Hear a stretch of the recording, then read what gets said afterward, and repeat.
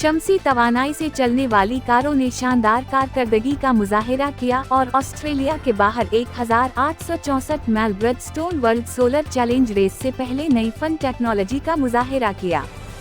डारोन से एडिलीड तक Australian outback एक बार फिर आज ब्रिजस्टोन वर्ल्ड सोलर चैलेंज का मरहला है। 3000 किलोमीटर की दौड़ जो दुनिया की जदीद तरीन सोलर कारों को अनासिर के मुकाबले में खड़ा करती है। दुनिया भर की टीमें रेस के शुरू होने से पहले अपनी गाड़ियों को हतमी शक्ल दे रही हैं। इस साल ग्लोबल के मुताबिक नई एरोडायनामिक टेक्नोलॉजी पर खुसूसी तवज्जो दी जाएगी।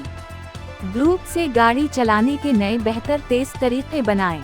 चैलेंज का फोकस सिर्फ जीतने पर नहीं है बल्कि पूरी ऑटोमोटिव इंडस्ट्री के लिए एक नए ज्यादा पायदार तरीके का मुजाहिरा करना है, जिसका मकसद रिवायती अंदरूनी कंबशन इंजन से आगे बढ़ना है। हमें जो मकसद मिला है उसको बेहतर बनाना जरूरी है। ये है रेडियो जीवे पाकिस्तान डिजिटल।